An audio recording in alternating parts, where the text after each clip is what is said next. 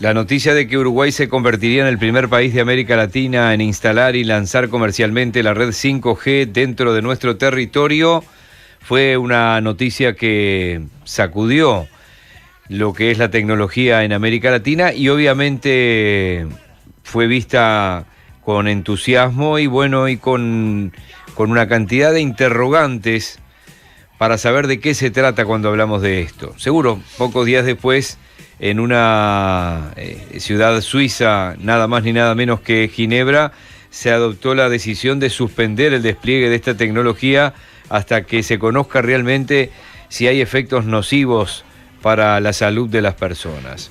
Por eso hemos invitado a José Luis López, director de ESET en Uruguay, pionero en ciberseguridad y en la región, para que, bueno, poder tratar de entender con él de qué hablamos cuando hablamos de tecnología 5G, qué es lo que se viene, cuáles son las virtudes, cuáles son los eventuales riesgos, de acuerdo a la información que se conoce hoy a nivel internacional. José Luis, buen día, gracias por atendernos.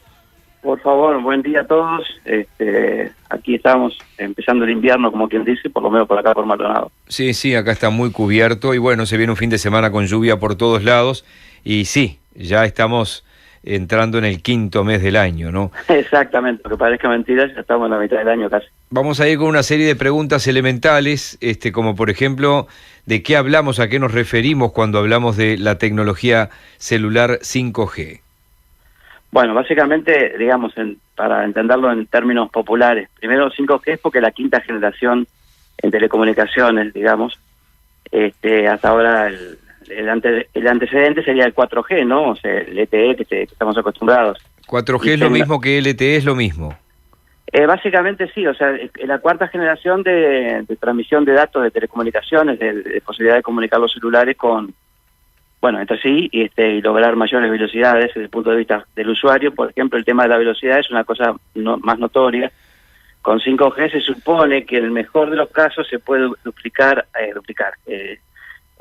aumentar la velocidad hasta 100 veces más, o sea, en el mejor de los casos 10 veces más de lo actual, con lo que es mucho más que lo que tenemos. Exactamente, es decir, la posibilidad de bajar una película entera, por ejemplo, en segundos, una película en 4K, es un archivo tremendamente grande. Bueno, eso es lo más notorio desde el punto de vista el día a día nuestro, por lo menos acá en Uruguay, ¿no? Pero más allá de eso agrega montones de posibilidades. El hecho de que la comunicación es más rápida porque es un poco diferente a lo que estamos acostumbrados ahora, aunque no lo veamos, no es algo que el usuario esté consciente de lo que ocurre. Pero básicamente la solicitud de un dato, por ejemplo, cuando una computadora o un móvil se conecta a Internet, lo que hace es pedir o preguntar un dato para después que ese dato se le devuelva, y ahí empieza la comunicación. Es lo que se ve básicamente, por ejemplo, en un navegador cuando uno hace una solicitud a un sitio y demora en cargar, como decimos normalmente, ¿no?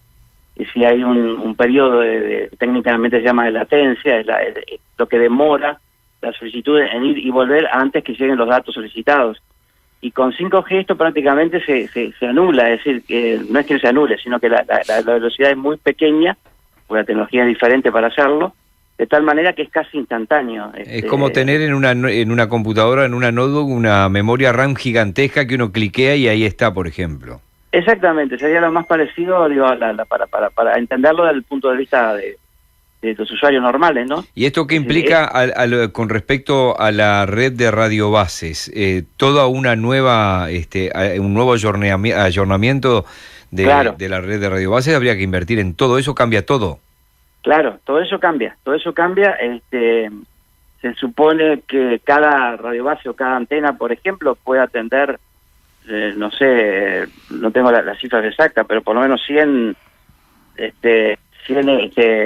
dispositivos que pueden ser conectados o más, y abarca un ancho el lugar de cobertura, digamos, de alrededor de 1 kilómetro por cada torre, y cada elemento que se conecte, para entenderlo un poco más, no que consuma energía, y que sé que mientras más ancho de banda, mientras más dispositivos estén conectados, la velocidad no ocurre, porque cada estación tiene una frecuencia distinta, digamos.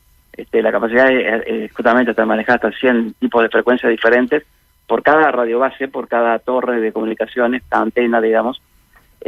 Con lo que habilita otro tema que es muy importante para nuestra época actual, el hecho del Internet de las cosas, que cada dispositivo puede estar conectado a Internet o a otros dispositivos, o a los usuarios, de tal manera que nosotros, por ejemplo, estamos en un lugar X. En el estadio, cuando hay un concierto, que uno va a subir una foto ahora y no sube más porque hay 20.000 conectados y no hay. Exactamente, por ejemplo, esa es una de las ventajas. Sería más rápido eso desaparecería prácticamente. Y prácticamente sí, obviamente que en el mejor de los casos, ¿no? Siempre ocurre porque depende de la cantidad de... Sí, de radiobases, etcétera. Exactamente, pero básicamente eso, por lo menos, sería una diferencia muy grande o muy notoria para el usuario común. O sea, mejor conectividad. Ahora, si yo estoy con mi celular, y a veces uno asocia, por esto de que también se mezcla con el 4K y no me mejora un video. Yo veo un video, se me va a descargar más rápido, pero no mejora la calidad. Es decir, voy a verlo igual, no es que me llega más información. La calidad, claro, como la conectividad es mejor, es como si estuviera conectado, digamos, a ver, lo que pasa es que es difícil de entenderlo, es más difícil de verlo, sobre todo en Uruguay, porque aunque nos parezca mentira, en Uruguay tenemos una de las mejores conectividades, si no las mejores de América Latina. Ajá. Por lo tanto, digo, es tan popular Netflix y otros tipos de streaming. Inclusive los canales de la función normal de los canales de televisión de aire ya prácticamente como modelo de negocio está cambiando, tendiendo a desaparecer, porque las opciones son comunicación a través del streaming, pero nosotros vemos a través del móvil, prácticamente del móvil o de una computadora conectada a una red Wi-Fi que a su vez está conectada a una conexión móvil, ¿no? Sí, sí. La calidad que nosotros vemos es bastante buena o muy buena, y eso mejoraría, pero hay un punto en que ya la persona deja de darse cuenta de ese cambio de calidad, porque... Claro, digo, pero entre un 4G que funcione y un 5G no hay diferencia. Prácticamente no, si funciona bien, la diferencia estaría sobre todo en el tema del tiempo de conectarse, por ejemplo. ¿Y qué pasa con el tema que a veces te conectás a una radio, te conoces y a veces se te corta, se lupea? ¿Eso mejora o eso no tiene nada que ver con esto? Claro, no, eso mejoraría. Mejoraría todo, digamos, sería más es como ahora prendemos un televisor de aire, para ver un canal de aire, un televisor, si te bien. Claro. Por ejemplo, a ver, una conexión de un fútbol, que es claramente un partido, que es lo que más la gente reacciona. Por ejemplo, el caso de la transmisión de fútbol a través de Facebook. Bueno, eso fue un fracaso, eso fue muy malo. Claro, exactamente. Entonces, digamos, ese tipo de conexión sería igual que verlo en un televisor. Básicamente eso creo que explicaría un poco. Pero lo de Facebook fue por el LTE o fue porque estaba saturado Facebook o qué pasó. No, es una combinación de cosas. Es decir, la saturación ahí desde el punto de vista del proveedor, o en este caso sería Facebook, también hay un problema, pero sin embargo, por ejemplo, todavía no se habló mucho acá, pero la conectividad de Facebook fue mejor en Uruguay que en otros países. Para otros países fue peor. Sí. Porque acá dependió mucho de la zona, porque yo por ejemplo lo puse y lo vi perfecto. Yo no vi ni un segundo. ¿Y Jorge? Exactamente. Sí, Uruguay está, obviamente que lamentablemente no todo el Uruguay, porque hay zonas que son... la cobertura, por ejemplo, la fibra óptica de nuestro país es una de las mejores de América del Sur. El problema es que no se llegó a cubrir todo el país. Faltan algunos lugares y algunas zonas en que tiene conexión. Sí, igual yo tengo fibra óptica que habitualmente es muy ágil en la zona donde yo vivo y no vi ni 10 segundos de ese partido. Bueno, en otros lugares sí se vieron. Es decir, un poco eso es una combinación de cosas, ¿no? Es decir, desde el punto de vista del usuario, que fue en este caso el mayor problema, por la diferencia que digo, hubieron países que prácticamente tuvieron más problemas que nosotros. Yo, por ejemplo, no soy fanático del fútbol, por lo tanto tampoco vi mucho del fútbol, sí, por una cuestión simplemente de curiosidad, sí vi algo y era bastante aceptable, o sea, no tenía cortes. No, en mi caso se vio bien. Ahora te iba a preguntar, esto de cambiar del 4G al 5G, ¿también hace que en esas casas donde tienen 1 o 2 pisos o tienen una distancia y agarran en un cuarto el Wi-Fi y en otro cuarto no lo agarran, eso varía o ya eso es el emisor de Wi-Fi, el módem que te ponen en tu casa y eso no cambia aunque cambies de tecnología? No, hay una mejora también. Hay una mejora por el tema del tipo de frecuencia que se utiliza. Todo depende de la cercanía con la torre de emisión. Como dije, en el mejor de los casos... No, pero bueno, ahí a tu casa llega por fibra óptica y en realidad es tu casa la que lo distribuye. Estoy hablando de claro, Wi-Fi. Pero no es lo mismo por ejemplo el Wi-Fi, que generalmente se utiliza dentro de una casa, que la conexión a través de móvil adentro de una casa. Y generalmente a través de un móvil en un edificio, en una casa, siempre es mejor, salvo que estemos muy lejos en alguna zona que haya pocas estaciones radioemisoras, o pocas antenas. Generalmente es mejor que la conexión Wi-Fi, cuando Wi-Fi está en un determinado habitación, puede haber alguna diferencia, y eso también depende de la calidad del equipo Wi-Fi. Hay algunos modems Wi-Fi que no son tecnológicamente lo mejor para dentro de una casa, de edificios, que no atraviesan muros, digamos. Por eso hay algunos, inclusive, curiosamente, hay algunos modems de Wi-Fi que se llaman rompemuros, ¿no? Sí. Ahora, esto ¿qué planes tiene para Uruguay? ¿Cuándo se puede instalar esto en Uruguay? ¿Esto qué cambio significa puntualmente para Uruguay? Y bueno, las empresas, Uruguay, por ejemplo, uno depende de su empresa, es decir, hay 3 empresas, está claro, claro. Movistar y Antel. Esto que es algo que tienen que cambiarlo los 3 al mismo tiempo, uno sale primero y lo cambia primero y no modifica a los otros, ¿cómo funciona esto?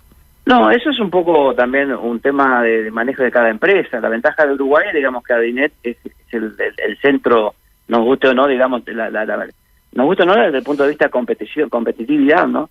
Pero Antel tiene una infraestructura ya hecha, digamos, ha cubierto tecnológicamente casi todo el país, como decía recién, lo que lo habilita a poder haber sido el primer radiooperador, por ejemplo, en habilitar 5G de forma comercial para Uruguay, aunque ahora solamente es para algunos lugares. O sea, ¿qué falta para esto, no?